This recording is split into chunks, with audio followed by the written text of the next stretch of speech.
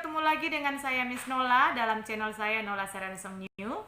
Kali ini saya akan memberikan satu video tentang bagaimana menyusun RPPM dalam pelaksanaan belajar dari rumah. Bagaimana format untuk RPPM belajar dari rumah? Simak video saya dari awal sampai akhir ya.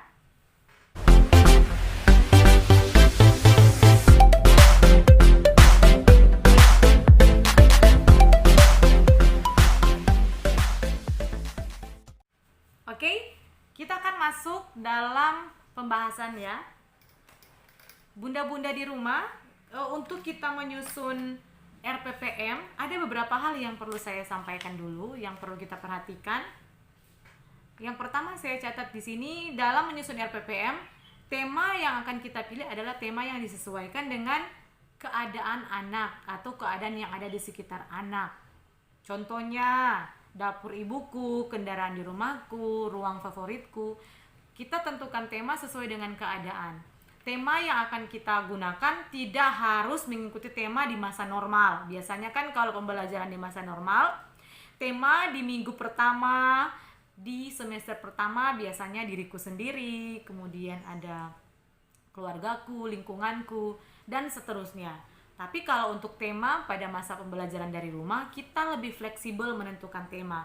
Tema apa saja bisa kita pakai di dalam kita melakukan, dalam kita menyusun RPPM. Jadi tidak dibatasi tema apapun itu, yang penting tema itu adalah sesuai dengan situasi dan kondisi anak, dan juga sesuai dengan kemampuan sekolah atau lembaga di dalam melaksanakan kegiatan tersebut. Materi ini saya dapatkan pada saat saya mengikuti kegiatan BIMTEK daring bagi guru, mitra dan penilik PAUD dalam pelaksanaan BDR atau pelaksanaan belajar dari rumah. Pada bulan Juni yang kemarin, Direktorat PAUD itu mengadakan BIMTEK secara serentak ya kalau saya tidak salah. Dan kami di Sulawesi Utara ini ada sekitar berapa ya, 400-an ya, dari semua, mewakili semua kabupaten kota se-Sulawesi Utara untuk diikutsertakan dalam kegiatan BIMTEK ini. Dan di provinsi lain juga sudah melaksanakan kegiatan BIMTEK ini ya. Jadi apa yang akan saya bagikan ini adalah materi yang saya dapatkan pada saat BIMTEK pelaksanaan BDR yang dilaksanakan oleh Direktorat Jenderal PAUD.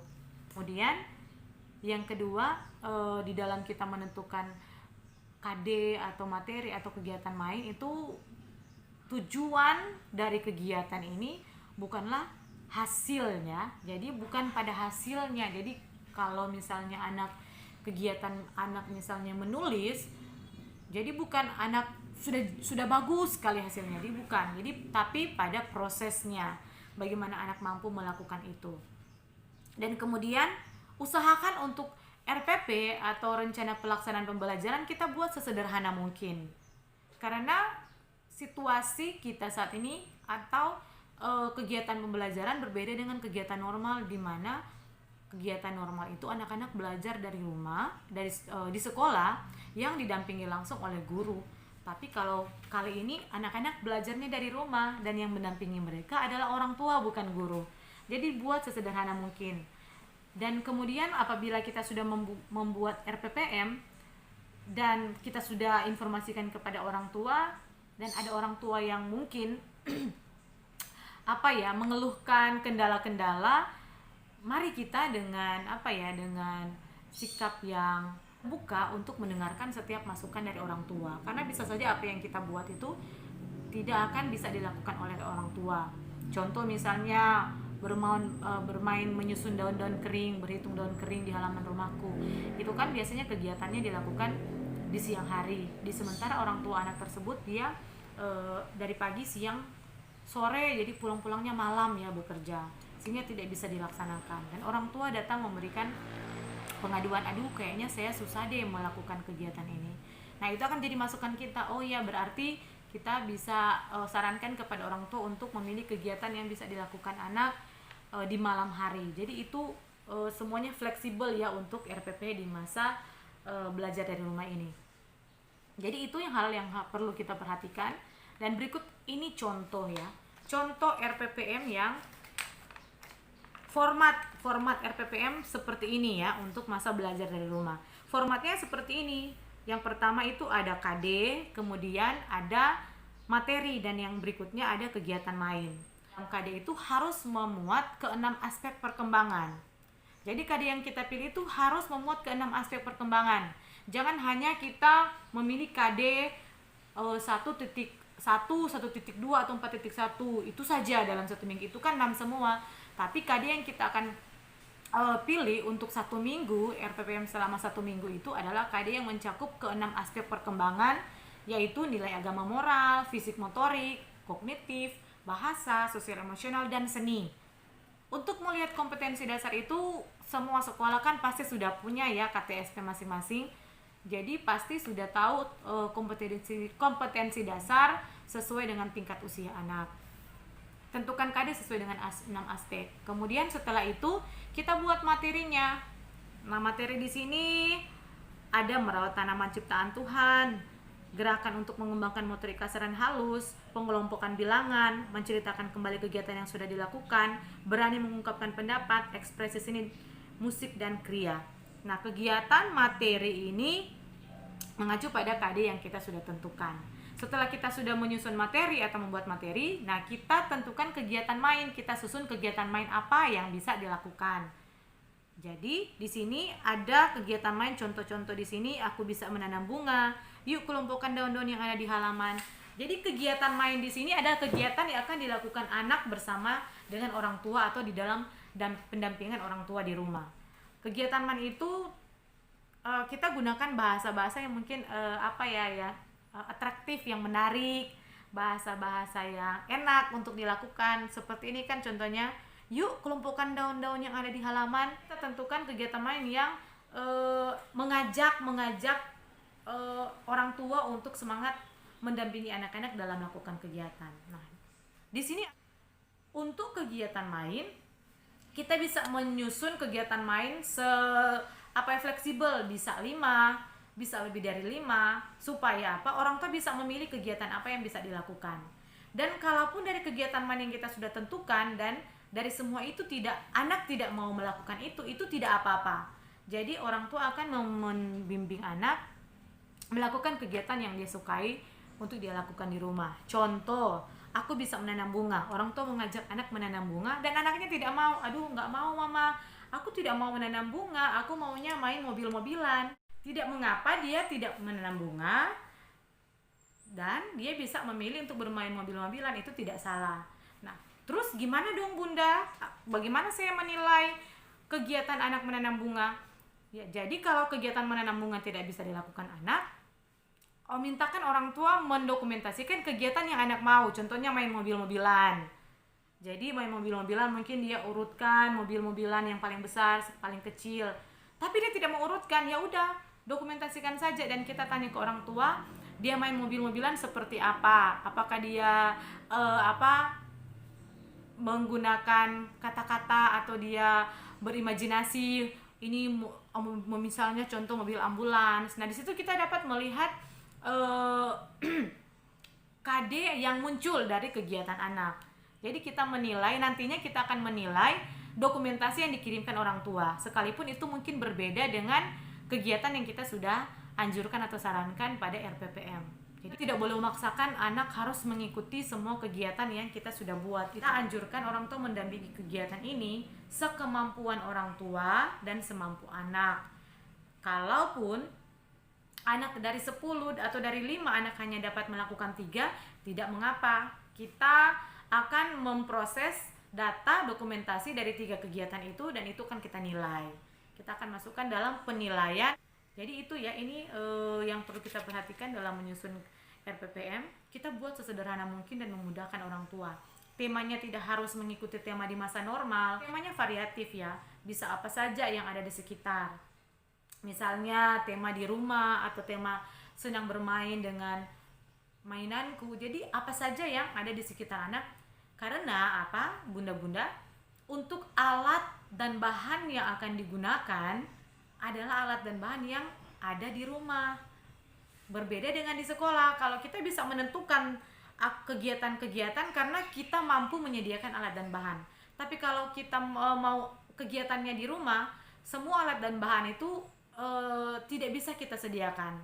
Jadi kita membuat RPPM itu dengan kita memikirkan ketersediaan alat dan bahan yang akan orang tua miliki di rumah. Contoh ini kan, kalau aku bisa menanam bunga kan rata-rata di setiap rumah ada bunga ya, kemudian daun-daun kering. Tapi Bunda, di rumah saya tidak ada pohon, tidak ada daun kering, ya bisa gantikan dengan yang lain. Jadi kita berusaha membuat RPPM sambil mempertimbangkan alat dan bahan mudah didapatkan orang tua dari rumah, tanpa memberatkan mereka harus membeli alat dan bahan yang terlalu berat ya. Contoh ya Bunda, ada orang tua menelpon saya, dia sharing ya mengenai kegiatan pembelajaran anaknya. Katanya, aduh saya ini agak stres ya, gurunya meminta saya menuntun anak untuk belajar, kemudian saya harus kasih nilai BB, BSA dan sebagainya. Terus di kegiatan membuat dari kertas ini, terus saya tidak punya kertas itu, katanya harus seperti itu. Saya kan takut mau keluar jalan ke toko mau beli itu, kan saya takut masa social distancing kan, masa pandemi. Jadi saya stres dengan keadaan itu.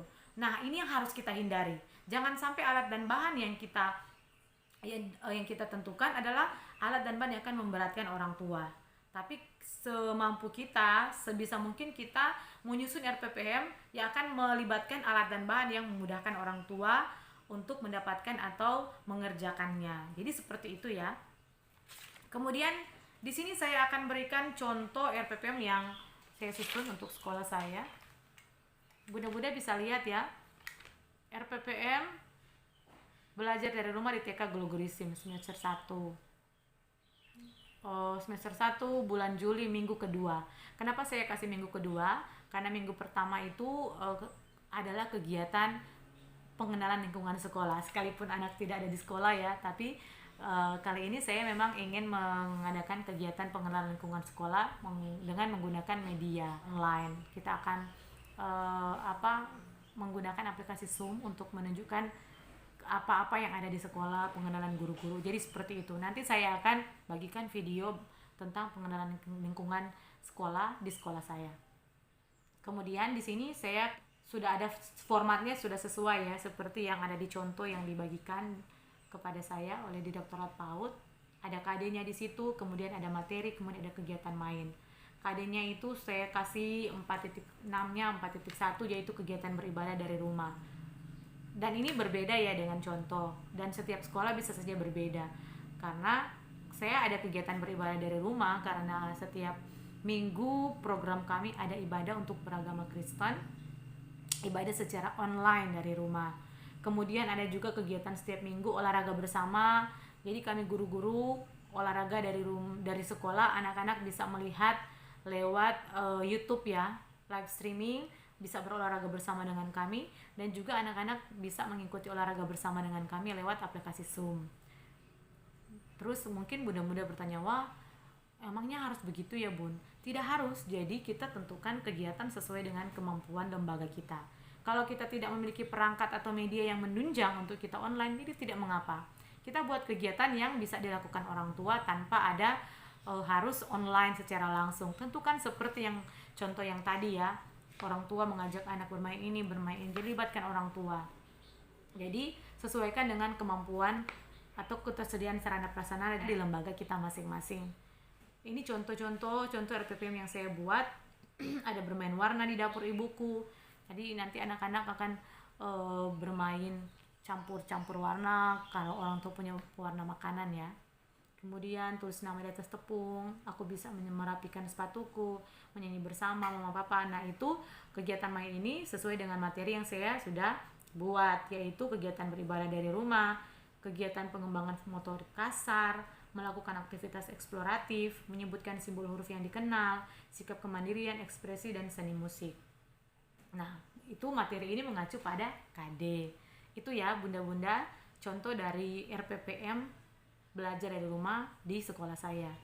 Dan inilah yang bisa saya bagikan kepada bunda-bunda. Semoga video ini bisa sedikit, paling tidak walaupun hanya sedikit, bisa memberi manfaat bagi bunda-bunda.